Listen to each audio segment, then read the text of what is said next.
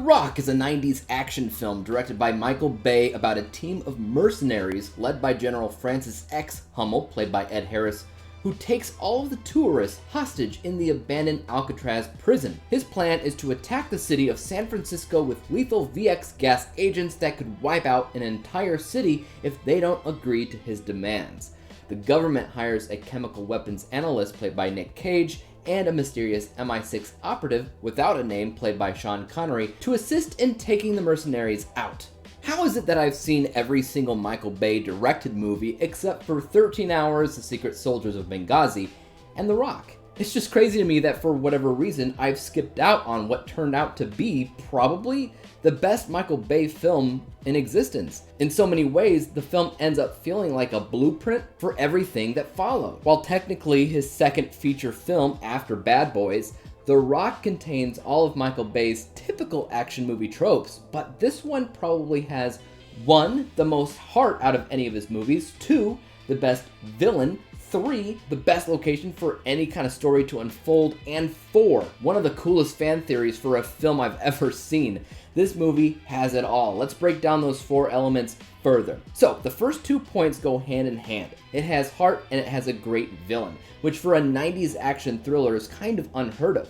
You usually have a bad guy being a bad guy for the sake of being bad, but not here. Ed Harris's character is incredibly relatable. While misguided, his intentions make a lot of sense. All he wants is for his fallen comrades to receive the recognition that they deserve, because when they died, they weren't given the dignity or respect as other fallen soldiers. They were all but forgotten about, which has driven this guy insane, threatening to end civilian lives in order for the government to wake up and treat their own soldiers how they should be treated. It's such a good villainous goal. I love it.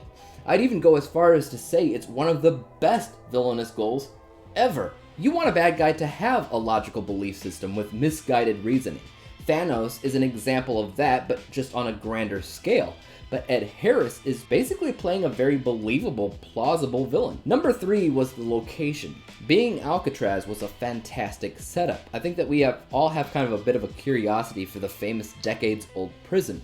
There's been a few TV shows and movies featuring this place as a setting, most notably The Rock and Escape from Alcatraz. I haven't seen very many of these movies, to be honest, but they are on my list of films to watch. What ultimately helped the setting here was the fact that they actually shot the movie on location, and I'd be lying if I said I wasn't locked in the entire time. Finally, I did mention that the film spawned one of the best fan theories for a film that I've ever seen, and that was Sean Connery is actually playing James Bond again in this movie. He's playing an ex-British intelligence officer without a real name that can basically do anything that he wants to do and get out of any kind of situation.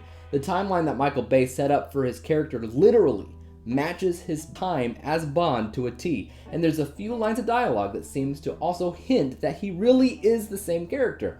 What's most likely the case is that Michael Bay probably used The Rock as a love letter to spy films, maybe even specifically James Bond films, and he used Connery as a catalyst to propel that love letter forward. But he did such a great job that this is a fan theory that lives on even to this day. That's another thing. Being 30 years old, the film still feels pretty relevant and modern in my eye. It doesn't get too terribly corny or unbelievable, and everybody does such a great job in their role. The weaponized nerve gas agent thing, part of the storyline, was a lot of fun and consistently pretty darn tense. Nick Cage gets to be kinda crazy in his role opposite the calm and collected Sean Connery, who is just having the time of his life here. There's honestly so much going on that I'm having a hard time finding any flaws. Even Michael Bay's own tropes that he ends up doing in everything are also here, but they don't feel tired or worn out. They feel fresh and exciting.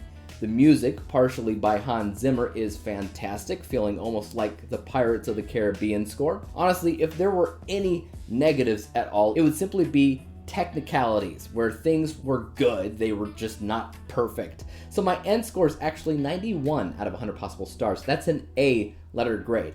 But what about you guys though? Have you seen The Rock? What are some of your favorite Michael Bay films out there? Please let me know in the comment section down below. And as for YouTube, you guys know what to do. Hit the like, subscribe button, and bell to be notified when I come out with my next review, whenever and whatever that may be on. And until then, peace out.